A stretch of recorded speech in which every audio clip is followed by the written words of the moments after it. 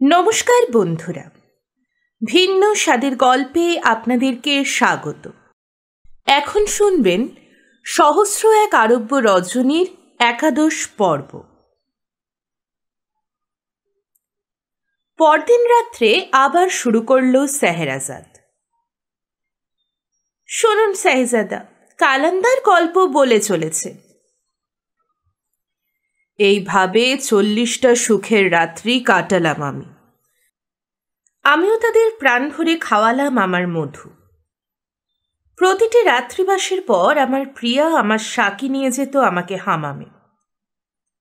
ঘষে মেজে সাফ করে স্নান করাতো আমাকে, নতুন পোশাক পরাতো, আতর মাখাতো গায়ে। এমনিভাবে 40টা দিন রাত্রি কেটে গেল। মেয়েগুলো সবাই এলো আমার শয্যা পাশে, কেঁদে আকুল হলো, মাথার চুল ছিঁড়তে লাগলো। তাদের সেই আকুলি বিকুলি কান্নার মধ্যে একটা কথা শুনতে পেলাম।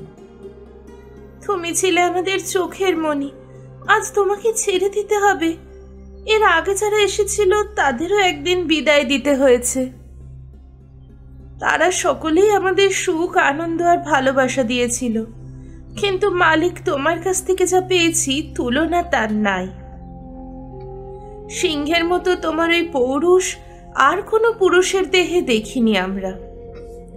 আমাদের জীবনে যত পুরুষ এসেছে তুমিই সবার সেরা। তোমার দুরন্ত যৌবনের অসভ্য দুষ্টুমি পাগল করে দিয়েছে, মাতাল করে দিয়েছে আমাদের। আবার তোমার শান্ত সৌম্য ব্যবহারেও মুগ্ধ হয়ে গেছি আমরা। তবু আজ তোমাকে ছেড়ে চলে যেতে হবে আমাদের। আমরা 40 বোন জনমানব বর্জিত এই প্রাসাদপুরীতে সারাটা বছর নিঃসঙ্গ যৌবন যন্ত্রণায় দিন কাটাই। খোদা মেহেরবান, বৎসরান্তে মাত্র 40 দিনের জন্য তিনি একজন পুরুষ পাঠিয়ে দেন এখানে। সারা বছরে আমরা প্রত্যেকে একটি মাত্র রাতে পৌরুষের স্পর্শ পাই। আমি জিজ্ঞেস করি, কিন্তু আমাকে ছাড়বেই বা কেন তোমরা? কেন বিদায় দেবে আমাকে? একজন জবাব দেয়, আমরা একই বাবার 40 বোন, কিন্তু আমাদের সকলের মা আলাদা। আমাদের বাবা এখানকার শাহেনশাহ। সারা বছর ধরে আমরা এই প্রাসাদে বাস করি। তারপর বছরের 40 দিন বাকি থাকতে আল্লাহ একজন পুরুষ পাঠিয়ে দেন আমাদের যৌবন রক্ষার জন্য। এই 40 দিন পরে বছরের শেষে আমরা বাবা মাকে দেখতে চলে যাই। আজ সেই দিন, বছরের প্রথম দিন। আজ আমাদের চলে যেতে হবে তোমাকে ছেড়ে, কিন্তু প্রিয়তম, মন চায় না। তোমার গভীর প্রেমে মজে গেছি আমরা। ফি বছর একজন পুরুষ আসে, কিন্তু তোমার মতো এমন রূপ, এমন উন্মত্ত যৌবন কারো দেখিনি। তাই তোমাকে খুব ভালো লেগেছে। তোমাকে ছেড়ে যেতে যে কি কষ্ট তা বোঝাবো কি করে, কিন্তু কি উপায় বলো, যেতেই যে হবে। কিন্তু সোনারা, আমি তো তোমাদের ছেড়ে এখান থেকে যাব না কোথাও। বেশ, তো তোমরা যাও, তোমাদের মা বাবাকে দেখে এসো, আমি এখানে অপেক্ষা করব। মেয়েগুলো নেচে উঠল। সত্যি সত্যি থাকবে তুমি? তাহলে এই নাও চাবির গোছা। প্রত্যেকটি দরজার চাবি আছে এতে। তোমার নিজের ঘর মনে করে থাকবে এখানে। আজ থেকে এই প্রাসাদের মালিক তুমি। কিন্তু সাবধান, বাগিচার ওপাশে যে তামার দরজা আছে ওটা কিন্তু ভুলেও খুলো না, তাহলেই সর্বনাশ হবে। যদি খোলো, জীবনে আর তোমার সঙ্গে আমাদের মোলাকাত হবে না কখনো। এক এক করে সবাই চোখের জল ফেলতে ফেলতে আমার কাছে বিদায় নিল। তাদের এই করুণ বেদনার্ত চোখের চাহনি আজও আমি ভুলতে পারিনি মালকিন। তারা চলে গেল। আমি একা পড়ে রইলাম সেই বিশাল শূন্য প্রাসাদ কক্ষে। হাতে আমার একগোছা চাবি। ওরা দিয়ে গেছে। মনটা ভীষণ খারাপ হয়ে গেল। কদিন কি অপরূপ হাসি, আনন্দ, গানে, উচ্ছ্বাস, উজ্জ্বলতায় কেটে গেল বেশ। কিন্তু আজ সেই প্রাসাদপুরী শূন্যতার হাহাকারে ভরা। এমন নীরব নিস্তব্ধতা মৃত্যুকে মনে করিয়ে দেয়। চারদিকে ঘুরে দেখতে লাগলাম। যেদিকে তাকাই কি অপরূপ কারুকর্ম। নিপুণ শিল্পীর নিখুঁত শিল্প নিদর্শন ছড়িয়ে আছে এর সর্বাঙ্গে। মেয়েগুলোকে নিয়ে মশগুল ছিলাম এ কদিন। তাই এসব দেখার সময় হয়ে ওঠেনি। আজ চোখ সার্থক হল। তাদের রূপের জৌলসে চোখ আমার ধাঁধিয়েছিল, তাই এই শিল্পরূপ আমার চোখে পড়েনি। প্রথম চাবিটা দিয়ে প্রথম দরজাটা খুললাম। এক সুন্দর ফলের বাগান। এমন নানা জাতের ফলের গাছ একটি বাগানে আগে কখনো দেখিনি। আপেল, আঙুর, কমলালেবু, শসা, কলা, পেয়ারা, আরও কত নাম না জানা মিষ্টি মধুর ফল। প্রাণ ভরে পেট পুড়ে খেলাম। এরপর দ্বিতীয় দরজা খুললাম। ফুলের সৌরভে ভরে গেল দেহ মন। এমন ফুলের মেলা কেউ দেখেছে কখনো? আমি তো দেখিনি। হয়তোবা নবাব বাদশাহদের বাগিচায় থাকতে পারে। জুঁই, বেল, মালতী, রজনীগন্ধা, গোলাপ, হাসনুহানা, টগর, মল্লিকা, সূর্যমুখী, ক্রিসেমথিমাম, পারিজাত, আরও অসংখ্য। সব নাম কজনই বা জানে। এমন এক স্বপ্নের দেশে, এমন এক কল্পনার কল্পলোকে এসে প্রাণ আমার নেচে ওঠে। আরেকটা চাবি দিয়ে তৃতীয় দরজা খুললাম। নানা জাতের, নানা রঙের হাজার হাজার পাখির কলকাকলিতে মুখরিত হচ্ছে সারা বাগিচা। মনে হলো দুনিয়ার সব রকম পাখি বোধহয় জোগাড় করে রাখা হয়েছে সেখানে। সারা দিন ধরে পাখিদের সঙ্গে খেলা করলাম। তারপর কখন যে ঘুমিয়ে পড়েছি বুঝতে পারিনি। পরদিন চতুর্থ দরজা খুলতেই দেখি বিশাল এক প্রাঙ্গণ। তারপর চারপাশে 40টা বড় বড় কক্ষ, চন্দন কাঠের বিরাট বিরাট দরজা। দরজাগুলো সব খোলা। একটা ঘরে ঢুকেই আমার চোখ ধাঁধিয়ে গেল। সারা ঘরের মেঝে ঢালা আছে কয়েকশো মণিমুক্ত। এত বড় বড় মুক্ত কখনো দেখিনি আমি। পায়রার ডিমের মতো প্রায়। মুক্তোর আলোর ছটায় সারা ঘরটায় পূর্ণ চাঁদের হাট। পাশের ঘরে এলাম। মেঝে থেকে ছাদ পর্যন্ত হীরা আর রুবিতে ঠাসা। তৃতীয় ঘরে থরে থরে সাজানো ছিল চুনি পান্না, তার পাশের ঘরে সোনার তাল।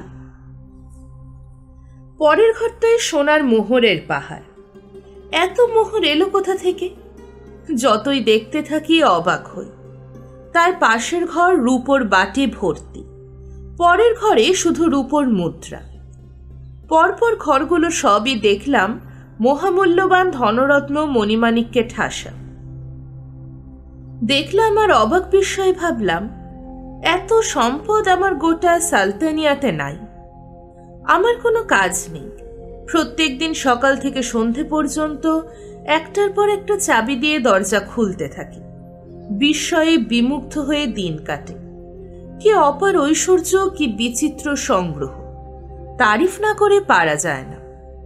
এইভাবে 39 দিন পার হয়ে গেল। একটি ছাড়া সবগুলো দরজাই খুলে ফেলেছি। এবার মাত্র একটি চাবি বাকি আছে। কিন্তু মেয়েগুলো আমাকে দিব্যি দিয়ে বারণ করে গেছে এই চাবিটা দিয়ে যেন আমি না খুলি সেই তামার দরজা। কিন্তু মন আমার ভীষণ কৌতূহলী। অজানাকে জানার ইচ্ছে আমার জন্মাবধি। না দেখাকে দেখার আগ্রহ আমার শিরায় শিরায়। কিন্তু মেয়েগুলো সেই করুণ মিনতি, সেই জল ভরা চোখ আমার চোখের সামনে ভেসে ওঠে। ওরা বলেছিল, খুলো না, কোনো কারণেই খুলো না সেই সর্বনাশা তামার দরজা। আর যদি না শোনো আমাদের কথা, যদি খোলো, চিরদিনের মতো তোমার সঙ্গে আমাদের আর মোলাকাত হবে না। তোমাকে আমরা হারাতে চাই না সোনা। তুমি শুধু এই কথাটা আমাদের রেখো, খুলো না, খুলো না, কিছুতেই যেও নয় দরজাটার কাছে। চাবিটা নিয়ে নাড়াচাড়া করি আর ভাবি, কি সুন্দর পরীর মতো মেয়েগুলো, কি রূপ আর কি উচ্ছল উদ্দাম যৌবন। তাদের মধুর ব্যবহার, তাদের নাচ, তাদের গান, তাদের আদর যত্ন, তাদের দেহ আমাকে 40টা দিন স্বর্গসুখ দিয়েছিল। প্রতিটি দিনের স্মৃতি প্রখর স্পষ্ট হয়ে রয়েছে প্রদীপ শিখার মতো আমার হৃদয়। ভুলব না, কখনো ভুলব না এই পরম পাওয়ার 40টা দিন রজনী। আর ভুলতে পারবো না সেই মেয়েগুলোকে যারা আমাকে ভরে দিয়েছিল হাসি আর গানে। পারবো না সেই মেয়েগুলোকে কখনো ভুলতে। যৌবনের পূর্ণ সুধাপাত্র আকণ্ঠ পান করিয়েছিল যেসব যৌবন মদমত্তা পরম রমণীয়া নারী, কেমন করে ভুলব তাদের? কিন্তু কৌতূহল এমনই এক বস্তু, তার নৃবৃত্তি না হলে সব তুচ্ছ মনে হয়। জানি আমার সর্বনাশ হবে, জানি এই স্বর্গ সুখ, এই নারী সংসর্গ থেকে চিরকালের মতো বিদায় নিতে হবে। তবে কৌতূহল দমন করা গেল না। তামার দরজাটা খুলে ফেললাম। শয়তান যখন পিছনে লাগে তার আর নিস্তার নেই। দরজাটা খুললাম বটে, কিন্তু কিছুই দেখলাম না। একেবারে শূন্য ঘর, শুধু কেমন একটা গন্ধ ভেসে আসতে লাগলো। গন্ধটা ক্রমশ উগ্রতর হতে লাগলো। আমার শরীরটা কেমন ঝিমঝিম করতে থাকে, মাথাটা বোঁ বোঁ করে ঘুরে উঠল। তারপর আর মনে নেই, অজ্ঞান হয়ে পড়ে গেলাম। অনেকক্ষণ বাদে জ্ঞান ফিরল। উঠে বসলাম। গন্ধটা বেশ হালকা হয়ে এসেছে। উঠে দাঁড়িয়ে ঘরের ভিতরটা দেখার জন্য পা বাড়ালাম। ওপাশে আরেকটা দরজা, আরেকটা ঘর, প্রকাণ্ড বড়, জাফরানে রং করা দেয়াল, মোমবাতির মিষ্টি আলোয় এক মায়াজাল সৃষ্টি করেছে। আতরের খুশবুতে ভরে গেছে সারা ঘর। ঘরের চারপাশে 4টে সোনার তৈরি চিরাগ বাতি জ্বলছিল। সেই পোড়া তেলের অপূর্ব এক মিষ্টি গন্ধও ছড়িয়ে পড়েছিল ঘরময়। ঘরের এক পাশে একটা কালো ঘোড়া চোখে পড়ল, জবরদস্ত আগ্রায়। তার কপালে একটা সাদা তারার ছাপ। পেছনের দিকের বাঁ পা আর সামনের দিকের ডান পায়ে সাদা মোজা পরানো। তার পিঠে জিন সোনার তৈরি, নিপুণ স্বর্ণকারের সূক্ষ্ম কারুকর্ম করা। জবের আটা আর বার্লির জাবনা তার সামনে, আরেকটা বারকোষে খানিকটা জল। ঘোড়াটা দেখে আমার ভীষণ লোভ হয়। ছোটবেলা থেকেই দুর্ধর্ষ ঘোড়সওয়ার হিসাবে সারা দেশে নাম ছিল আমার। বাঘা বাঘা চাঁদরেল ঘোড়সওয়ারকে পাল্লায় হারিয়ে দিয়েছি এক সময়। পিঠে চড়ে ঘরের বাইরে বাগানের মাঝখানে নিয়ে এলাম ঘোড়াটাকে। আর নড়তে চায় না, শক্ত হয়ে দাঁড়িয়ে রইল সেখানে, একেবারে বেয়ারা বেহুদা জানোয়ার। সপাং সপাং করে ঘা কতক লাগাতেই চি চি করে লাফিয়ে উঠল। আর কি আশ্চর্য, সঙ্গে সঙ্গে দুখানা পেল্লাই পাখা ছড়িয়ে পড়ল। দুপাশে এমন ভাবে গোটানো ছিল যে চোখে পড়েনি এতক্ষণ। এরপর অদ্ভুত ধরনের এক আওয়াজ তুলে শোঁ শোঁ করে আকাশের দিকে যেতে লাগলো। নিচের দিকে তাকিয়ে দেখলাম ঘর বাড়ি মানুষজন সব ছোট হতে হতে আরো ছোট হয়ে আসতে লাগলো আমার চোখে। অনেক উপরে উঠে গেছি তখন, একেবারে মেঘের কাছাকাছি। এবার ঘোড়াটা বাজ পাখির মতো তীর বেগে ছুটে চলল, আর শক্ত করে লাগামটা ধরে আমি বসে রইলাম। ভয় আমি পাইনি, বরং এক অপূর্ব শিহরণ বোধ করছিলাম সারা দেহে। আকাশপথে দেশ দেশান্তর পেরিয়ে উড়ে চলল সেই পক্ষীরাজ ঘোড়া। তারপর একসময় দেখলাম সেই তাম্রপ্রাসাদের ছাদে গিয়ে নামল সে। এক মুহূর্ত নিশ্চল হয়ে দাঁড়িয়ে রইল। তারপর প্রচন্ড এক ঝাঁকুনি দিয়ে গা ঝাড়া দিয়ে আমাকে ফেলে দিল নিচে, ছাদের ওপর। আমি সামলে ওঠার আগেই ছুটে এসে তার একখানা পাখার ঝাপটা মারল আমার বাঁ চোখে। অসহ্য যন্ত্রণায় ছটফট করে পড়ে গেলাম আমি। আর তক্ষুনি শোঁ শোঁ করে মহাশূন্যে উঠে গিয়ে নিমেষে উধাও হয়ে গেল সে। এক হাতে বাঁ চোখটা চেপে ধরে প্রাসাদের সিঁড়ি বেয়ে নিচে নেমে এলাম। সেই 10 জন বাঁ চোখ কানা যুবক বেরিয়ে এলো। অত পই পই করে বারণ করেছিলাম সেদিন, কিন্তু আমাদের কথা গ্রাহ্য করলে না। এখন ঠেলা বুঝলে? তোমাকে আগেই বলেছিলাম 10 জনের বেশি জায়গা নেই এখানে, আর 10 জন আমরা হয়েই গেছি, তোমার জায়গা হবে না। এখন নিজের পথ নিজে দেখো। তবে তোমাকে একটা পথের নিশানা বলে দিতে পারি। সেই পথ ধরে তুমি যদি যাও তবে কয়েকদিন পরে বাগদাদ শহরে গিয়ে পৌঁছাতে পারবে। সেখানকার খলিফা হারুন আল রশিদ পরম দয়ালু, তার কাছে গেলে তোমার আশ্রয় মিলতে পারে। তার দান ধ্যানের খ্যাতি জগৎ জোড়া, তিনি তোমার ভাগ্য বিধাতা। দাড়িগোফ কামিয়ে এক কালান্দার ফকিরের বেশে পথে নেমে পড়লাম। কেউ চিনবে না, কেউ জানবে না আমি বাদশাহ কাশিবের পুত্র। দিনের পর দিন হেঁটে হেঁটে আজ সন্ধ্যায় এই বাগদাদ শহরে পৌঁছেছি। কোথায় যাব, কোথায় পাবো একটা আস্তানা, আজকের রাতের মতো সেই ভাবনা ভাবতে ভাবতে একটা রাস্তার চৌমাথায় এসে দাঁড়ালাম। সেখানে দেখি আমারই মতো আরো দুজন কালান্দার, তাদেরও দাড়িগোফ কামানো। আমার মতো তাদের দুজনেরও বাঁ চোখে ঠুলি পড়া, কানা। ওরাও শহরে নবাগত, রাতের আশ্রয় খুঁজছে। তিনজনের একই সমস্যা। একসঙ্গে বেরিয়ে পড়লাম আস্তানার সন্ধানে। রাতের মতো একটু আশ্রয় পেয়ে যাব, এই আশায় তোমাদের দরজায় কড়া নাড়লাম। এই হলো আমার হতভাগ্য জীবনের করুণ কাহিনী। এই হলো আমার বাঁচক হারানো আর গোফদারি কামানোর ইতিবৃত্ত। সেই সুন্দরী তিন বোন তৃতীয় কালান্দারের কাহিনী শুনে মন্ত্রমুগ্ধ হতবাক। বড় বোন বলল, খুব খুশি হয়েছি তোমার কাহিনী শুনে, যাও একেবারে ছুটি। কিন্তু মালকিন, এখানে আর যারা আছেন তাদের কাহিনী শুনবো না? ছোট বোন তখন খলিফা জাফর আর মসরুর দিকে চেয়ে বলল, এবার আপনাদের কাহিনী শোনান। জাফর বলল, আমাদের যা কাহিনী তা তো দরজায় ঢোকার মুখেই তোমাকে বলেছি মা। এর বেশি বলার মতো কোনো ঘটনা আমাদের জীবনে নেই। বড় বোন বলল, ঠিক আছে, সবাইকে আমি মুক্তি দিলাম, যে যেখানে যেতে চাও যেতে পারো।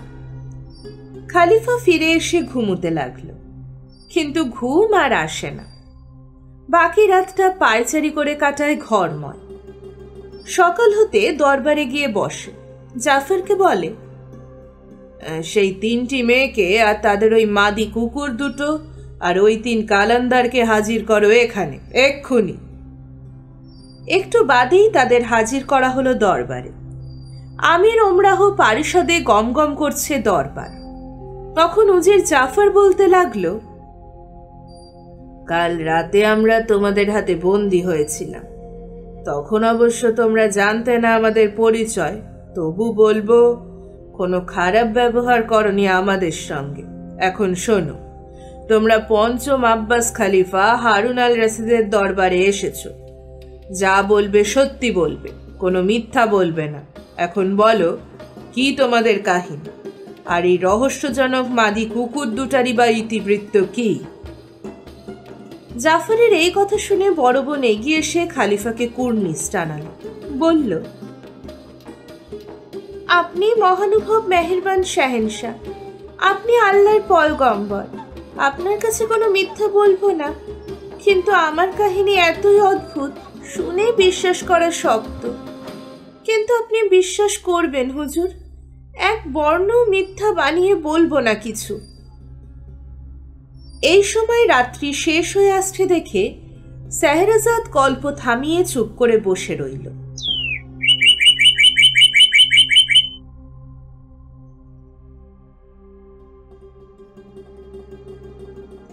পরদিন রাত্রে আবার শুরু করলো শেহরাজাদ, শুনুন শেহজাদা, সেই সুন্দরী তিন বোনের বড়জন তখন দরবার কক্ষে খলিফার সামনে দাঁড়িয়ে তার জীবনের কাহিনী বলতে লাগলো। জাহাপানা, আমার নাম জুবেদা।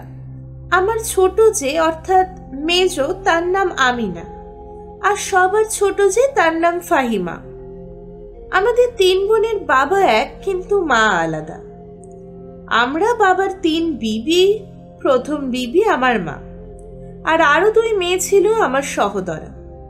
তারা দুজনেই আমার চেয়ে বড়, কিন্তু আমার দুই বিমাতার এই দুই কন্যা আমিনা আর ফাহিমার চেয়ে আমি বয়সে কিছু বড়। আমার বাবা মারা যাবার সময় 5,000 দিনার রেখে গিয়েছিল আমাদের জন্য। ফাহিমা আর আমিনা চলে গেল তাদের মায়ের কাছে। আমি আর আমার দুই বড় বোন একত্রে রয়ে গেলাম। কিছুদিনের মধ্যে আমার বড় দুই বোন শাদী করল। দিদিদের পয়সা করে যা ছিল তাই দিয়ে সওদাগরি ব্যবসা করব। আমার দুই ভগ্নিপতি একদিন সমুদ্র যাত্রা করল। দিদিরাও তাদের সঙ্গে চলে গেল। 4 বছর কেটে গেল। একদিন দিন ভিখারির বেশে ফিরে এলো তারা। তাদের শতছিন্ন নোংরা ময়লা জামা কাপড় দেখে প্রথমে আমি চিনতেই পারিনি। শীর্ণকায় দেহ, রুক্ষ এলোমেলো চুল, কালিবর্ণ গায়ের রং, গর্তের মধ্যে বসে গেছে চোখ, তুবড়ে গেছে গাল, চোয়ালের হাড় বেরিয়ে গেছে। দুঃখে কষ্টে অনাহারে অনিদ্রায় হারিয়ে গেছে রূপের জৌলুস। হাড় চিরচিরে কঙ্কালসার দুটি রূপ যৌবন খোয়ানো মেয়ে ছেলেকে দেখে কি করে বিশ্বাস করি এরাই আমার সেই পরমা সুন্দরী রূপবতী দুই দিদি? পরিচয় দিতে হবে বুঝলাম। রাতারাতি বড়লোক হবার বাসনায় সওদাগর হয়ে বিদেশে বাণিজ্য করতে বেরিয়ে সব খুইয়ে সর্বশান্ত হয়। সওদা, সামান, পয়সা করি সব ডাকাতরা লুট করে নিয়েছিল। তারপর একদিন এক অচেনা শহরে তাদের দু বোনকে অচেনা লোকদের হাতে ছেড়ে দিয়ে উধাও হয়ে যায় তারা। অনেক দুঃখে কষ্টে এতদিনে দেশে ফিরে আসতে পেরেছে। দিনের পর দিন শুধু নদীর জল খেয়ে আর গাছতলায় শুয়ে কাটাতে হয়েছে। 2 বছরের মধ্যে গোসল করতে পারেনি তারা। পরনের একখানা মাত্র বস্ত্র সম্বল, তাও শতছিন্ন ময়লা। তাদের দুঃখের কাহিনী শুনতে শুনতে চোখে জল আসে আমার। সান্ত্বনা দিয়ে বলি, যা হয়েছে তা নিয়ে দুঃখ করো না দিদি। আল্লাহর বোধহয় এরকমই ইচ্ছা ছিল, তার বিধান কেউ খণ্ডাতে পারে না। নতুন জামা কাপড় দিলাম, ভালো করে ঘষে মেজে সাফ করে গোসল করলো তারা। একসঙ্গে বসে খানা পিনা করলাম। নতুন করে জীবন গড়ার অনেক কথাই হলো। বললাম, তোমরা আমার বড় বোন, বাবা মার অবর্তমানে বলতে গেলে তোমরাই আমার একমাত্র আপনজন অভিভাবক। আল্লাহর দোয়ায় আমি যা পেয়েছিলাম এই বছরে তা বেড়ে অনেক হয়েছে। সেই লাভের টাকাটা নিয়ে ব্যবসা বাণিজ্য করে রুজি রোজগারের ধান্দা করো, দেখো সুখের স্বচ্ছন্দে দিব্যি চলে যাবে আমাদের। আমার কাছেই তারা রইল বছর খানেক। একদিন 2 বোন এসে আমাকে বলল, দেখ ছোট, বিয়েই মেয়েদের কাছে সবচেয়ে বড়। আমরা ভেবেছি আমরা আবার শাদি করব। শঙ্কিত হয়ে বললাম, দেখো দিদি, একবার শাদি করেও তোমাদের শিক্ষা হয়নি। কি মধু পেয়েছো শাদি করে? আজকাল দুনিয়ায় সাচ্চা মানুষ কটা খুঁজে পাবে? ঠক বাজতে গা উজাড়। কিন্তু ওরা আমার কথায় কান দিল না। আমাকে গোপন করেই শাদির পাকাপাকি বন্দোবস্ত করে ফেললো ভিতরে ভিতরে। অবশ্য সবই আমি জানতে পারলাম পরে। আমার মত না থাকলেও নিজেই সব ব্যবস্থাপত্র করে শাদি দিয়ে দিলাম দুজনের। আমার সাধ্যমতো পয়সা করে দান সামগ্রী সবই দিলাম। তাদের এই নতুন স্বামীরাও কিন্তু আবার সেই একইভাবে বিদেশে রওনা হয়ে গেল বাণিজ্য করতে। আমার দিদিদেরও নিয়ে গেল সঙ্গে। আবার সেই কাণ্ড। এবার আর বেশি দিন দেরি হলো না। কয়েক মাসের মধ্যেই ফিরে এলো তারা সব খুইয়ে, একেবারে কপর্দক শূন্য ভিখিরি হয়ে। তাদের স্বামীরা দুজনেই ঠক প্রবঞ্চক। এক অজানা বন্দরে ভুলিয়ে ভালিয়ে নামিয়ে দিয়ে জাহাজ ছেড়ে চলে গেছে। ওরা এসে বলল, দেখ ছোট, আমাদের বকাবকি করিস নে, ভুল আমরা করেছি ঠিকই, কিন্তু হাজার হলেও তোর বড় বোন তো আমরা। তোর না হয় বুদ্ধি শুদ্ধি আমাদের চেয়ে অনেক বেশি, তা বলে কি আমাদের ফেলে দিবি? এবারকার মতো ক্ষমা ঘেন্না করে নে বোন। কথা দিচ্ছি এ পোড়ার মুখে আর কখনো বিয়ে শাদীর নাম উচ্চারণ করব না। আমি তাদের আদর আপ্যায়ন করে বসালাম। বললাম, তা ভুল মানুষেরই হয়, ভুলের জন্য অনুতাপ হলেই যথেষ্ট। কি আছে, আবার নতুন করে শুরু করো জীবন। বছরখানেক কেটে গেছে। আমরা 3 বোন একসঙ্গে থাকি। আমি মনে মনে ঠিক করলাম বাণিজ্যে যাব। সব ব্যবস্থা পাকা করে 2 দিদিকে বললাম, আমি বিদেশে বাণিজ্যে যাব ঠিক করেছি, তোমরা যদি সঙ্গে যেতে চাও চলো, না হলে বাড়িতেই থাকো। তারা বলল তারাও যাবে আমার সঙ্গে। সুতরাং ওদের দুজনকে সঙ্গে করে একদিন সমুদ্র যাত্রা করলাম। সব টাকাটা আমি সঙ্গে নিলাম না, অর্ধেকটা লুকিয়ে রেখে গেলাম বাড়িতে, বাকি অর্ধেক নিলাম সঙ্গে।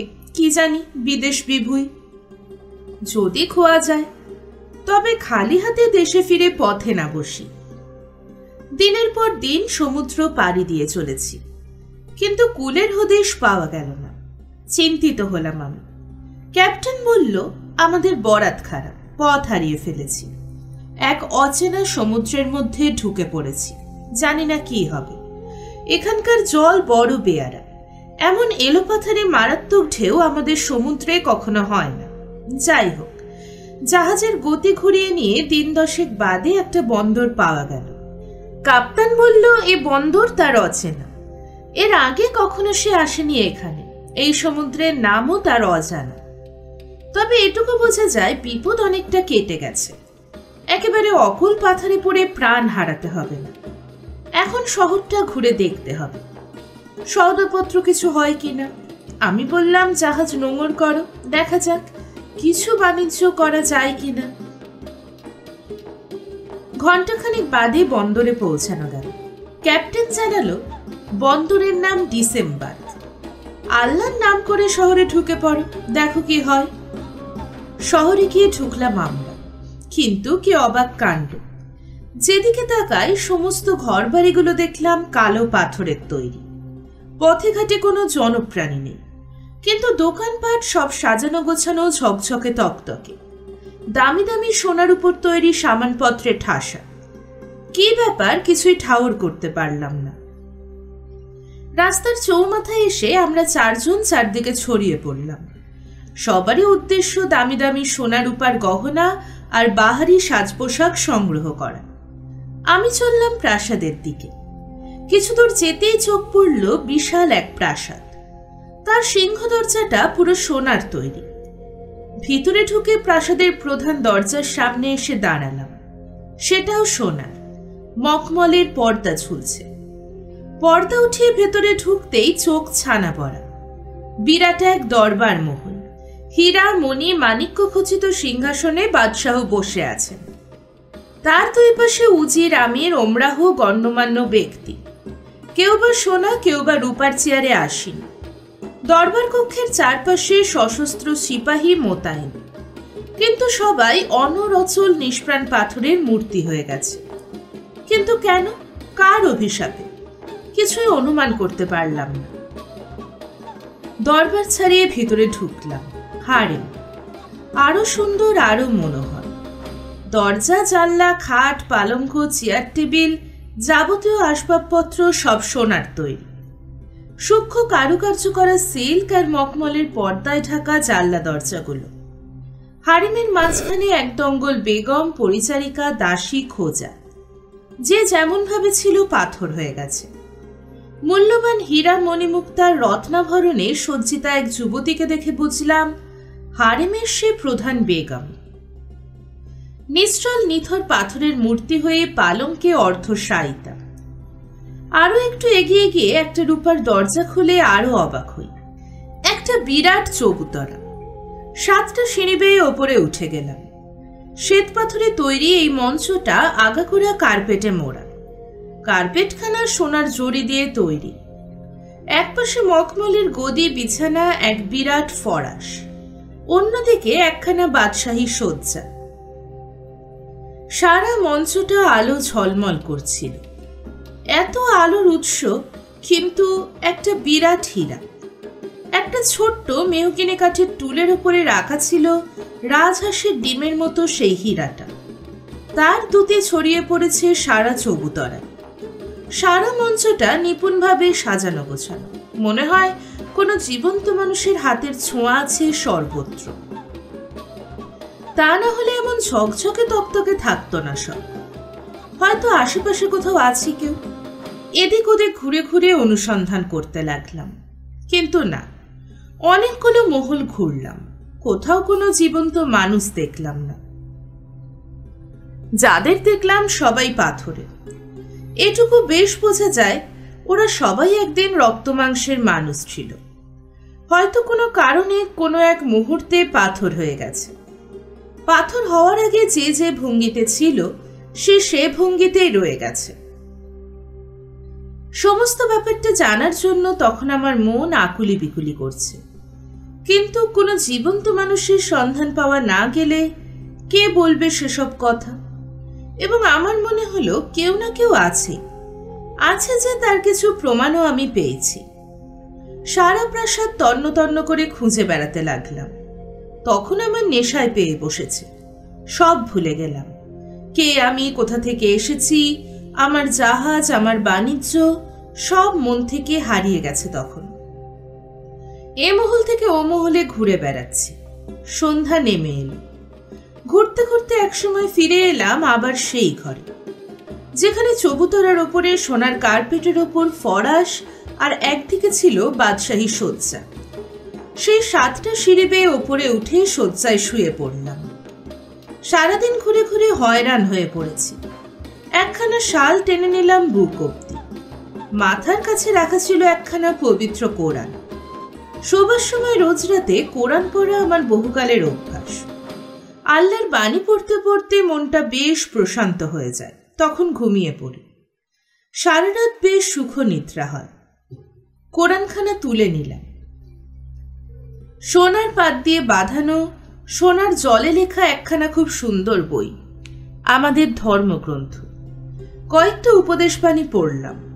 তার অপার মহিমার কথা পড়তে পড়তে দেহ মনের সব শ্রান্তি কেটে গেল। এবার একটু ঘুমাবার চেষ্টা করতে লাগলাম। রাত্রে যখন দ্বিতীয় প্রহর, তখনও আমি জেগে এপাশ ওপাশ করছি, কিন্তু ঘুম আসছে না।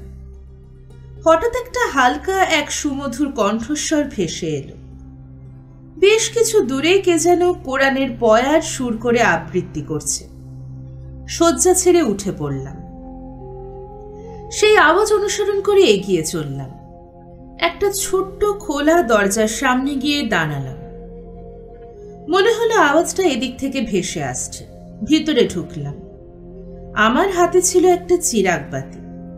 তার আলোয় দেখলাম ভিতরটা এক মসজিদ।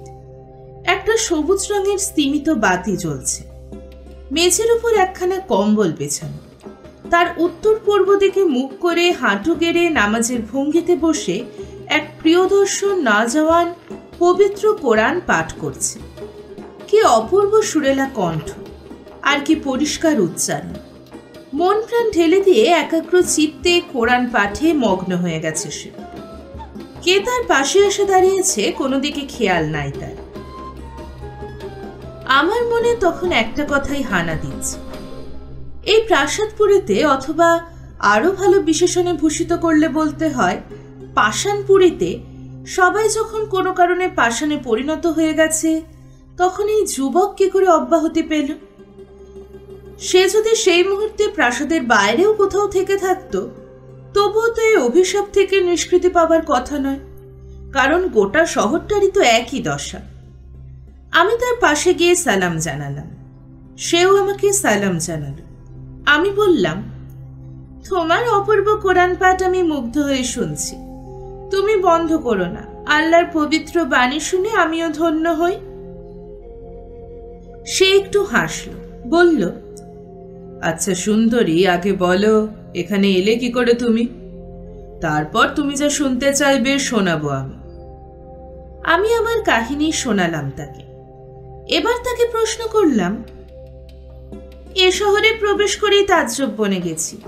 এখানকার জনমানব পশু পক্ষী সব পাথরের মূর্তি হয়ে গেছে কি করে? আর একমাত্র তুমিই বা কি করে অব্যাহতি পেয়ে গেছো? কোরআনখানা বন্ধ করে একটা শাটিনের থলের মধ্যে ভরল সে। আমাকে তার পাশে বসতে বলল। আমি বসলাম। তার মুখের দিকে ভালো করে তাকিয়ে দেখলাম। রূপের মাধুর্যে ভরা অপূর্ব সুন্দর সেই মুখ, যেন এক পূর্ণ চাঁদের মায়া। তার সৌম্য প্রশান্ত মুখের দিকে চেয়ে থাকতে থাকতে নিজেকে হারিয়ে ফেলি। কি সুঠাম সুন্দর তার গরম। তখন তন্ময় হয়ে রূপের সমুদ্রে আমি স্নান করছি। সারা শরীরে শিহরণ লেগেছে আমার। বুকের মধ্যে বন্যিশিখা জ্বলে উঠল। কিন্তু কেন? আমি তো কখনো দেখিনি তাকে। এই তো প্রথম পরিচয়। তবে কেন এমনভাবে আমার সব ওলট পালট হয়ে যেতে লাগলো? কি জাদু আছে তার এই রূপে? আমি আবার জিজ্ঞেস করলাম, শাহজাদা, মেহেরবানি করে আমার প্রশ্নের জবাব দাও। সে বলল, নিশ্চয়, এবার বলছি, শোনো সুন্দরী। এ শহরে সুলতান ছিলেন আমার বাবা। ধনে জনে পূর্ণ ছিল তার সালতানিয়াত। কারো কোনো অভাব ছিল না। প্রজারা প্রাণ দিয়ে ভালোবাসত আমার বাবাকে। বাবারও খুব নামযশ ছিল প্রজাবৎসল হিসেবে। কিন্তু এমনই নিয়তি, আজ সারা দেশের মানুষজন পশু পক্ষী সব পাষাণ হয়ে গেছে। ওই যে দরবার মহল দেখছো, সিংহাসনে যিনি বসে আছেন পাথর হয়ে, তিনি আমার বাবা। আর হারেমে দেখেছ প্রধান বেগম, যিনি পালঙ্কে অর্ধশায়িতা, পাষাণ প্রতিমা, তিনি আমার মা। এরা দুজনেই জাদুবিদ্যায় সিদ্ধহস্ত ছিলেন। নারদুনের উপাসক পরম নাস্তিক আমার বাবা মা ইসলামে বিশ্বাস করতেন না। শয়তান নারদুন তাদের ঘাড়ে ভর করেছিল। বহুকাল পর্যন্ত বাবা মার কোনো সন্তানাদি ছিল না। আমি তাদের ঘরে একমাত্র পুত্র জন্ম নিলাম। স্বভাবতেই বুঝতে পারছো আদর যত্নের সে কি ভীষণ ঘটা। আমাকে নিয়ে সবাই ব্যস্ত। আমার খাওয়া দাওয়া, আমার খেলাধুলা, পড়াশোনা নিয়ে প্রতি মুহূর্তে সবাই তটস্থ। বাবা মার শুধু চিন্তা আমি কি করে মানুষের মতো মানুষ হব। বড় হয়ে আমি তার শাসনভার হাতে নিয়ে সুনামের সঙ্গে প্রজা পালন করব, এই তার একমাত্র বাসনা ছিল। সেই সঙ্গে আরেকটা ইচ্ছেও তার ছিল, আমি যাতে সেই ভয়ঙ্কর শয়তান নারদুনের ভক্ত হই। আমাদের এই প্রাসাদে এক বৃদ্ধা মহিলা ছিল। গোপনে গোপনে সে আল্লাহর নামাজ করত, আল্লাহর পয়গম্বর হযরত মুহাম্মাদের নাম গান করত। কিন্তু বাবা মার কাছে এমনভাবে দেখাতো যেন মনে হতো ইসলামের সবচেয়ে বড় শত্রু সে। বাবা তাকে খুব ভালো চোখে দেখতেন। আমার দেখভালের ভার পড়ল তার উপর। বাবার ধারণা ছিল বৃদ্ধাও তাঁর ধর্মে বিশ্বাসী। ছেলেকে সে তার মনের মতো করে মানুষ করে তুলবে, এই অগাধ বিশ্বাস বাবার ছিল। আমার সম্পূর্ণ দায় দায়িত্ব বৃদ্ধার ওপর চাপিয়ে দিয়ে বাবা তাকে বলেছিলেন, তুমি বিদ্যায় বুদ্ধিতে এই প্রাসাদের মধ্যে সবচেয়ে সেরা। তোমার হাতে আমার একমাত্র সন্তান, আমার বুকের কলিজাকে তুলে দিচ্ছি। তুমি ওকে আদর্শ মানুষ গড়ে তুলবে, যাতে সে এক আদর্শ সুলতান হয়ে আমার মুখ উজ্জ্বল করে, দেশের মুখ উজ্জ্বল করে। আর তাকে আমার একমাত্র উপাস্য দেবতা সর্বশক্তিমান নারদুনের মন্ত্রে শিক্ষা দেবে, যাতে সে তার যোগ্য ভক্ত হতে পারে। বৃদ্ধ বাবাকে আশ্বাস দেয়, আপনি কোনো চিন্তা করবেন না জাহাপানা, আমি তাকে শিক্ষায় দীক্ষায় আদর্শ মানুষ করে তুলব। কিন্তু সে আমাকে ইসলামের ধর্মে শিক্ষা দিল। সর্বশক্তিমান আল্লাহর অপার মহিমা, তার বাণী, তার ফরমান শোনাতে লাগলো। পবিত্র কোরআন পড়ে শোনাতো আমাকে। আল্লাহর পয়গম্বর মুহাম্মাদের কাহিনী শোনাতো। আমি মন প্রাণ দিয়ে শুনতাম সেসব ধর্ম কথা। ধীরে ধীরে এক সাচ্চা মুসলমান হয়ে উঠতে লাগলাম আমি। বৃদ্ধ আমাকে সাবধান করে দিয়েছিল, দেখো বাবা, তোমার আব্বাজান যেন ঘুণাক্ষরেও টের না পায়, তাহলে গর্দান যাবে আমার। আমি তোমাকে আদর্শ মানুষ করে গড়তে চাই, কিন্তু ইসলাম বিশ্বাসী না হলে আদর্শ মানুষ হতে পারে না কেউ। তোমার বাবার ধর্ম অসত্যের, অবিশ্বাসের, ধ্বংসের ধর্ম।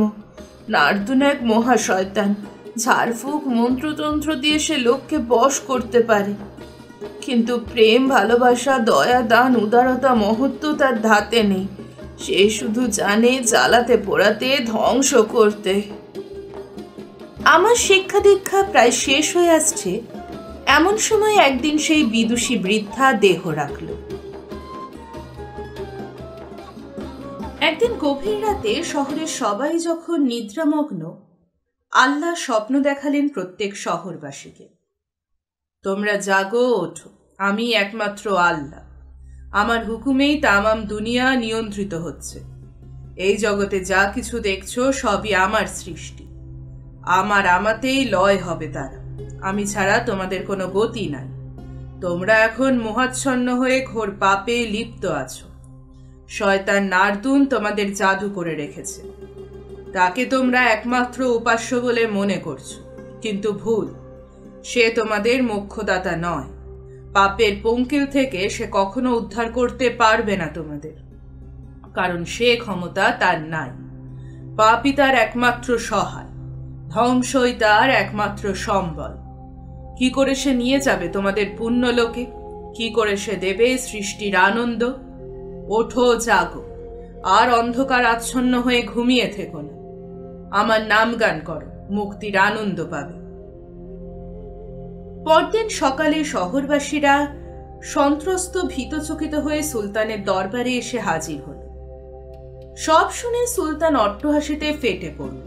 ঘাবড়াও মত, ওই শয়তানটা আমাকে ওই একই স্বপ্ন দেখিয়েছে। ভয় দেখিয়ে বলেছে আমি যদি তার কথা না শুনি তবে নাকি সব ধ্বংস হয়ে যাবে। হা হা হা, ধ্বংস হবে না ঘন্টা হবে। ওইসব শয়তানের শয়তানিতে ডারো মত। আমি সব শায়েস্তা করে দেব নারাদুনকে দিয়ে। ওর সব দুশ্চিন্তা বিলকুল মুছে ফেলো মন থেকে। নিজের নিজের কাজ কাম করো, খাও দাও, নাচো গাও, ওসব মনে রেখো না। নারদুন সর্বশক্তিমান, তিনিই রক্ষা করবেন। প্রজারা অবনত মস্তকে ফিরে গেল। একটা বছর কেটে গেছে, প্রজারা ভুলে গেছে সে রাতের স্বপ্নের কথা। এমন সময় আরেক রাত্রে আকাশ থেকে দৈববাণী শোনা গেল, তোমরা আমার ফরমান শুনছ না, এখনো সময় আছে। শয়তানের কবজা থেকে নিজেকে সরিয়ে এনে আমার প্রতি আস্থা রাখো, না হলে সর্বনাশ হবে। গগনবিদারী সেই আওয়াজে হৃদকম্প ধরে যায় শহরবাসীর। কিন্তু আবার সেই সুলতানের তরফানি। কোনো ভয় নাই, অগ্নির উপাসনা করে যাও, তিনিই একমাত্র মোক্ষদাতা। পরের বৎসর আবার সেই একই ঘটনা। গভীর রাতে আবার সেই গগনভেদী আওয়াজ শোনা গেল। এবার আরো জোরালো, আরো ভয়ঙ্কর হুকুমনামা শোনা গেল। এইভাবে পরপর 3 বৎসর ঠিক একই দিনে একই সময়ে আল্লাহর ফরমান শোনা গেল। কিন্তু সুলতান তার সেই এক গোঁ ধরে বসে রইল। এর পরিণাম হলো ভয়াবহ। একদিন সকালে সবাই যখন শতকর্মে রত, তখন আকাশপথে এক উল্কার আবির্ভাব হলো। সারা শহরটা বিজলির আলোয় চমকে উঠল এক মুহূর্ত। ব্যাস, তারপরেই সব শেষ। শহরের প্রতিটি মানুষ পরিণত হয়ে গেল পাষাণ। গাধা, ঘোড়া, উট, খচ্চর সব প্রাণী পাথর হয়ে যে যেখানে যেমনটি ছিল দাঁড়িয়ে রইল। শুধু আমি, একমাত্র প্রাণী ইসলামের বিশ্বাসী, বেঁচে গেলাম। সেই থেকে আমি একা আল্লাহর নাম গান করে, কোরআন পাঠ করেই দিন কাটাই। সঙ্গী সাথী বলতে কেউ নেই আমার, আমি বড় একা। আজ বহুকাল বাদে তুমি এলে, তাই প্রাণ খুলে দুটো কথা বলতে পারলাম। তোমাকে আজ কাছে পেয়ে কি যে ভালো লাগছে সুন্দরী, কি বলবো। তার কথা বলার ঢঙে যে কি এক জাদু আছে, আমি মুগ্ধ হয়ে গেলাম। বললাম, আমাদের বাগদাদ শহরে চলো না, দেখবে তোমার আরো ভালো লাগবে। সেখানে কেউ কাউকে ঠকায় না, সবাই সবাইকে ভালোবাসে। আর সেখানকার সুলতান খলিফা হারুন আল রশিদ আল্লাহর পীর, দয়ার সাগর। তার কাছে হাত পাতলে কেউ কখনো বিমুখ হয় না। দুনিয়াতে যদি বেহেশত কোথাও থেকে থাকে তবে সে বাগদাদে। চলো ওখানে চলে যাই আমরা। সেখানে ইসলামের অনেক আদর্শ লোকের সঙ্গে তোমার মোলাকাত হবে। তাদের কাছ থেকে ইসলাম ধর্মের আরো গভীর তত্ত্বের সন্ধান পাবে। আর দ্বিধা করো না, চলো কাল সকালেই আমরা বেরিয়ে পড়ি। সেখানে আমার প্রাসাদের মতো বাড়ি আছে, ধনদৌলত যা আছে বেশ চলে যাবে আমাদের। বাগদাদ শহরে আমার যথেষ্ট খ্যাতি, প্রতিপত্তি, নাম যশ আছে। লোকে খাতির করে আমাকে, তোমাকেও করবে। এতকাল আমি স্বাধীনিকা করিনি, তার কারণ বোধহয় তুমি। তোমাকে পাবো বলেই অন্য কাউকে মনে ধরেনি। চলো আমরা বাগদাদে গিয়ে ঘর বাঁধবো, স্বর্গ রচনা করব। তুমি হবে আমার মালঞ্চের মালাকার, আমি হব তব প্রিয়া। আল্লাহর বোধহয় এইরকমই ইচ্ছা। তা না হলে সমুদ্রে পথ হারিয়ে অচেনা অজানা সমুদ্রে গিয়েই বা পড়বো কেন? কেনই বা ভেড়াবো আমার তরি এই নাম না জানা বন্দরে? সবই নিয়তি। এ শহরে না এলে তোমার দেখা পেতাম। এই সময় শেহরাজাদ দেখল ভোর হয়ে আসছে। কাহিনী থামিয়ে চুপ করে বসে রইল সে।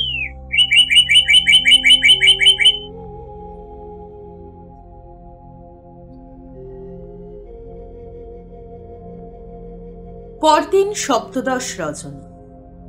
শোনান জাহাপানা, শেহরাজাদ বলতে শুরু করে, জুবেদা তখন সেই শাহজাদার প্রেমে ডগমগ। সে রাত্রে সেই প্রিয়দর্শন যুবকের ইচ্ছা অনিচ্ছার বিরুদ্ধে কিছুই করার সাধ্য ছিল না তার। তাদের সারাটা রাত কিভাবে কেটেছিল সে বর্ণনা খলিফা হারুন আল রশিদের কাছে দেয়নি জুবেদা। দেয়নি অথবা দিতে পারেনি, সে কথা জানি না। অল্প অল্প কথাবার্তা শেষে বাকি রাতটায় সে কি পেয়েছিল অথবা পায়নি তা তার জবানিতে বলা হয়নি। আপনি অনুমান করে নিন কি ঘটতে পারে। সকালবেলায় দেখা গেল জুবেদা সেই যুবকের পায়ের কাছে শুয়ে অকাতরে ঘুমোচ্ছে। এবার জুবেদার জবানিতেই কাহিনী শুরু করি। সকালবেলায় ঘুম ভাঙতেই উঠে পড়লাম। প্রাসাদের মূল্যবান ধনরত্ন যতটা পারলাম পোটলা বেঁধে নিলাম। শাহজাদাকে সঙ্গে নিয়ে জাহাজে ফিরে এসে দেখি কাপ্তান, আমার দিদিরা আর কুলিকামিন সবাই দারুণ উৎকণ্ঠায় বসে আছে। আমাকে দেখে হাসি ফুটলো ওদের মুখে। দিদিরা জিজ্ঞেস করলো, কি হয়েছিল তোর, কাল ফিরলি না কেন? আর এ কে?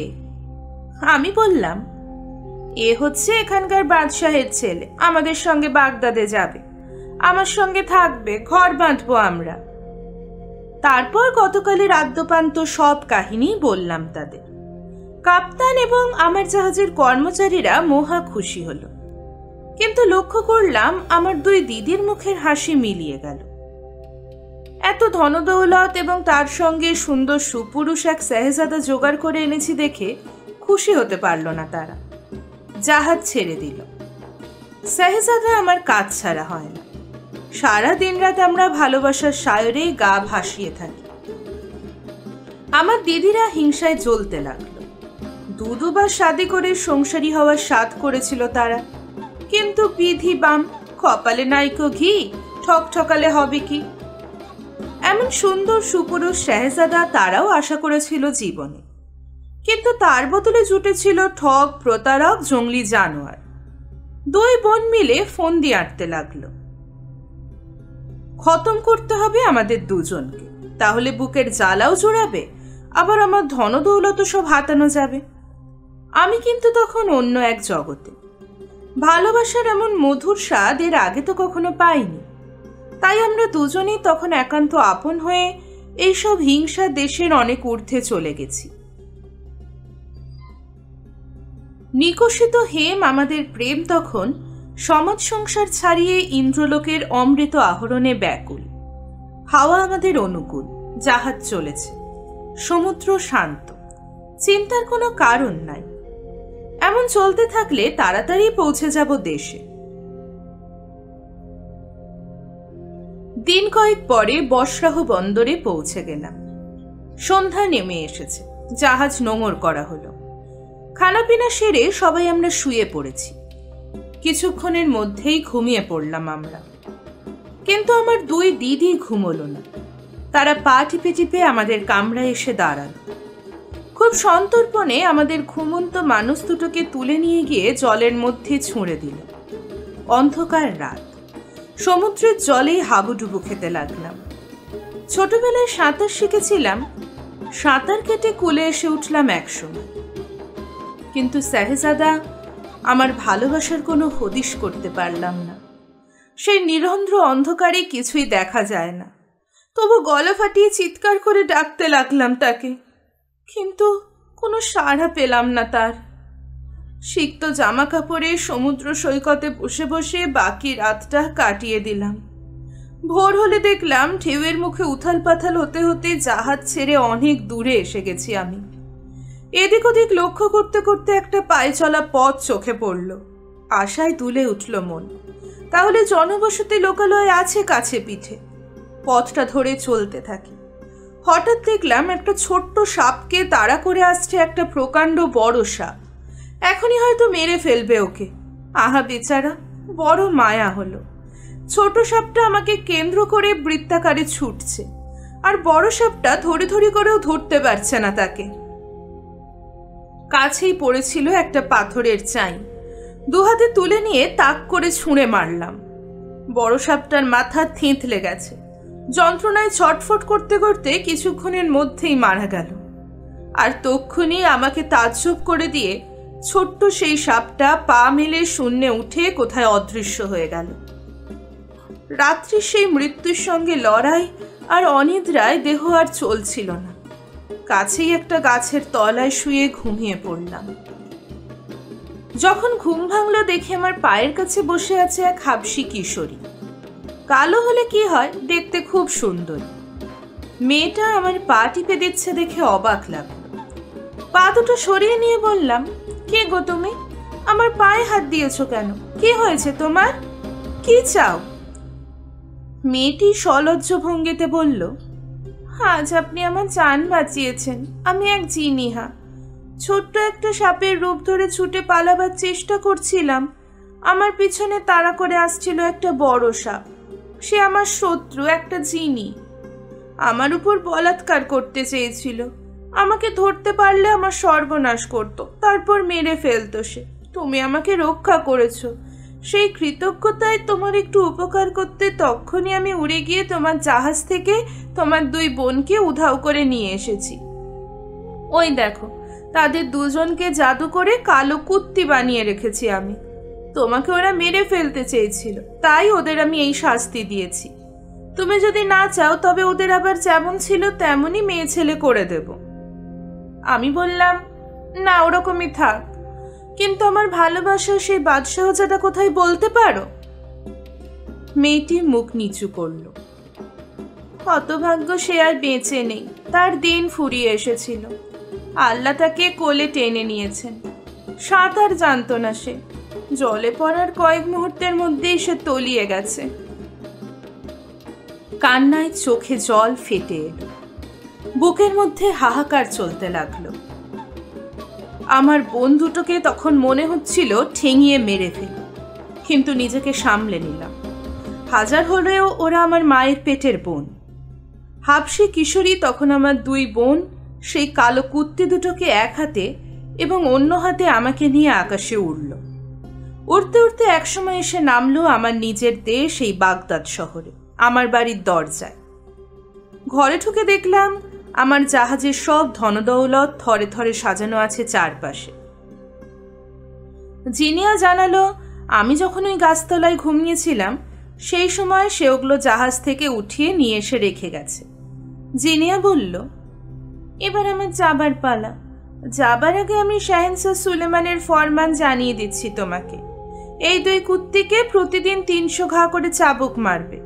যদি কোনোদিনও মারতে ভুলে যাও তবে আমি ফিরে আসবো পরদিনই এবং ওদের আবার ফিরিয়ে দেব আগের দেহরূপ। আমি বললাম, তোমার কথা আমার মনে থাকবে। সেই থেকে প্রতি রাত্রে আমি তাদের নির্মমভাবে প্রহার করি। এই আমার দুঃখের কাহিনী জাহাপানা। এবার আমার বোন আমিনা আর তার বিচিত্র কাহিনী শোনাবো আপনাকে। এতক্ষণ অবাক বিস্ময়ে জুবেদার কাহিনী শুনছিলেন খলিফা হারুন আল রশিদ। এবার উচ্ছ্বসিত কণ্ঠে বললেন, তোমার জীবনের ঘটনা বড় বিচিত্র, বড় করুণ, বড় ভালো। খুব খুশি হলাম। আমিনা বলতে শুরু করে, জাহাপানা পরম পুণ্যাত্মা, আল্লাহ আপনার সহায়। আমার দিদি আপনাকে বলেছে বাবা মারা যাওয়ার পর আমরা কে কোথায় গেলাম। আমি আর এখানে তার পুনরাবৃত্তি করব না। আমি আমার মার কাছে গিয়ে বাস করতে লাগলাম। কিছুদিন পরে এক থুরথুরো বুড়ো সওদাগরের সঙ্গে আমার শাদী দিয়ে দিল। লোকটার অনেক টাকা পয়সা ছিল, কিন্তু শরীরে কোনো সামর্থ্য ছিল না, তবে লোভ ছিল অনেক। বছর ঘুরল না, দেহ রক্ষা করল সে। তার বিশাল সম্পত্তির অনেকখানির মালিক হলাম আমি। নগদ পেলাম 80,000 সোনার মোহর। শাড়ি গহনা কেনার ধুম পড়ে গেল আমার। 1000 মোহর দামে 10টা সেট আমি পোশাক বানালাম। হীরা চুনি পান্না বসানো জড়োয়া গহনা পরলাম এবং আরো অনেক দামি দামি সামানপত্র কিনে সব পয়সা উড়িয়ে দিলাম 2 দিনে। একদিন এক খুনখুনে বুড়ি এলো আমার কাছে। আগে কখনো দেখিনি তাকে। দেখতে কদাকার কুৎসিত, মুখটা একটা কুমড়োর মতো, চোখ দুটো হোদল কুতকুত, নাকটা থ্যাবড়া, একান ওকান পর্যন্ত বিস্তৃত মুখের হাঁ, দাঁতগুলো মিশমিশে কালো, ভাঙা ভাঙা, নাকের উপরে একটা মস্ত আগ, গালটা মুরগির গলার মতো সরু আর লম্বা। আমাকে সালাম জানিয়ে বুড়িটা বলল, একটা অনাথ মেয়েকে লালন পালন করেছি আমি। আজ রাতে তার শাদি দিচ্ছি, কিন্তু মা বড় গরিব, আমি পয়সা করি কিছু নাই। মাথার ওপর ভরসার মতো লোকজনও কেউ নেই আমার। তোমার গুণের কথা শুনেছি লোকের কাছে, পরের দুঃখে তোমার প্রাণ কাঁদে আমি জানি। আমার আর কিছু বলার নাই মা, তোমার যা প্রাণ চায় আমাকে দিও, আমি খুশি হয়ে তাই মাথা পেতে নেব। কিন্তু একটা কথা মা, তোমাকে নিজে একবার যেতে হবে আমার গরিবখানায়। তোমার পায়ের ধুলো পেলে আমার মেয়ের কল্যাণ হবে। তবে এখন তোমাকে যেতে বলছি না, যখন রাতের বেলায় শাদি হবে আমি তোমাকে নিতে আসবো, সন্ধেবেলা নিয়ে যাব, আবার পৌঁছে দিয়ে যাব তোমার দৌলতখানায়। বুড়ির কথা মধু ঢালা। কি করে বুঝবো ভিতরে তার এত বিষ? ঘাড় নেড়ে বললাম, ঠিক আছে, আমি তৈরি হয়ে থাকবো, সন্ধেবেলায় তুমি এসো, যাব। বিকেলে হাত মুখ ধুয়ে সাজগোজ করলাম, আমার সবচেয়ে দামি সাজ পোশাক পরলাম, জড়োয়ার গহনাগুলো পরে সুন্দর করে সাজালাম নিজেকে। গলায় পরলাম 7 নড়ি হার, হাতে বাজু, বাহুতে তাগা, মাথায় টায়রা, কোমরে বিছে, নাকে নাকছাবি, কানে মাকড়ি, পায়ে মল পরে বেহেস্তের পরীর মতো। নাও, দেরি করো না, চলো, পাত্রের লোকজন এসে ভরে গেছে বাড়ি, সবাই তোমার অপেক্ষায় পথ চেয়ে বসে আছে, তুমি না পৌঁছালে তো শাদির কাজ শুরু হবে না। একটা নৌকরকে সঙ্গে নিয়ে বেরিয়ে পড়লাম আমরা। সন্ধ্যা নেমে এসেছে, ভিস্তিওয়ালা রাস্তায় জল দিয়ে গেছে, মৃদুমন্দ সন্ধ্যার সমীকরণ বইছে। কিছুক্ষণ চলার পর একটা বাড়ির দরজায় এসে পৌঁছালাম আমরা। প্রকাণ্ড প্রাসাদ তুল্য সে বাড়ি, বৃদ্ধা কড়া নাড়ল। দরজা খুলে যেতেই ভেতরে ঢুকলাম আমরা। শাহী কায়দায় সাজানো হয়েছে গোটা বাড়িটা।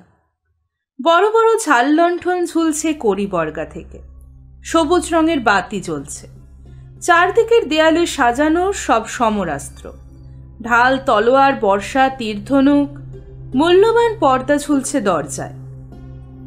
বারান্দা দিয়ে এগিয়ে গিয়ে ঢুকলাম বিশাল এক কক্ষে। সে ঘরের মনোহর রূপ আমি ভাষায় বর্ণনা করতে পারবো না। মন ভোলানো, চোখ জোড়ানো, অবাক হওয়ার মতো জিনিসপত্রে সুন্দর করে সাজানো সারা ঘরটা। পারস্য গালিচায় মোড়া মেঝে, একপাশে বহু কারুকার্য করা এক পলতে মখমলের গদির বিছানায় শুয়েছিল এক যুবতী। কি অপরূপ তার রূপ লাবণ্য, যেন মনে হয় আসমানের চাঁদ নেমে এসেছে। আমাকে দেখে উঠে বসল সে। এসো ভাই, এসো, কি আমাদের সৌভাগ্য, তোমার পায়ের ধুলো পড়ল, কি বলে যে কৃতজ্ঞতা জানাবো ভেবে পাচ্ছি না। নেমে এসে আমার হাত ধরে নিয়ে গিয়ে বিছানায় বসালো। একটা কথা বলার জন্য আমার ছটফট করছে বোন। আমার এক ভাই আছে, দেখতে সুপুরুষ, সুন্দর চেহারা, আমার চেয়ে ঢের বেশি সুন্দর সে, পয়সা করেও যথেষ্ট আছে। একটা শাদির আসরে তোমাকে দেখেছে সে, তোমার রূপে পাগল হয়ে উঠেছে সেই থেকে। সেই কিছু পয়সা দিয়ে বুড়িকে পাঠিয়েছিল তোমার কাছে। বুড়িটা অন্য একটা ফন্দি করে তোমাকে নিয়ে এসেছে এখানে।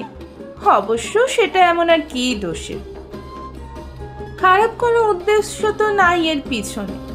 সে তোমাকে সসম্মানে শাদি করে জীবন সঙ্গিনী করতে চায়, এই তার অপরাধ।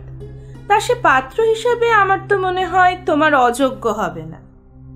না হয় একবার নিজের চোখে দেখেই পছন্দ অপছন্দ জানিয়ে দাও।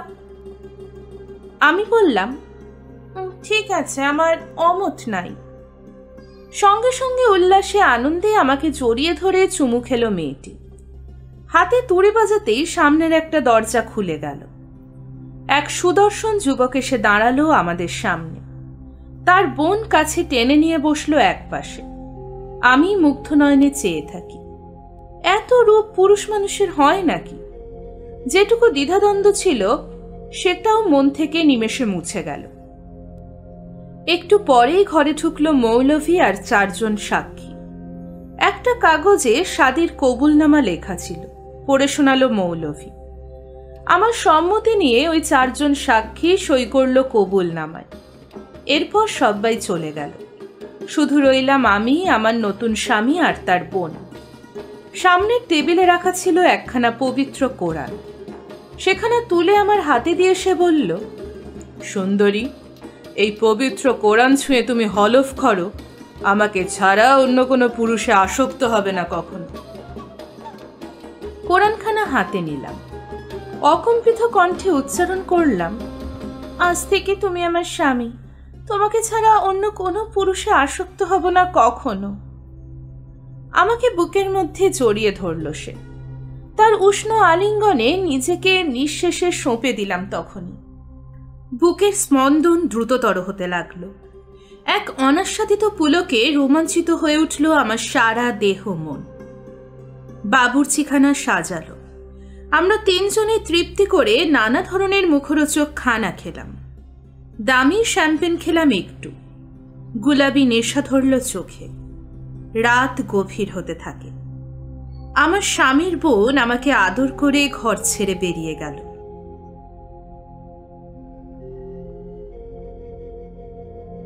এতক্ষণ শুনছিলেন সহস্র এক আরব্য রজনীর একাদশ পর্ব। উপন্যাসটি আপনাদের কেমন লাগছে অবশ্যই জানাবেন কমেন্ট বক্সে। আর এখনো যদি আমার চ্যানেলটিকে সাবস্ক্রাইব করে না থাকেন, এক্ষুনি চ্যানেলটিকে সাবস্ক্রাইব করে নিন।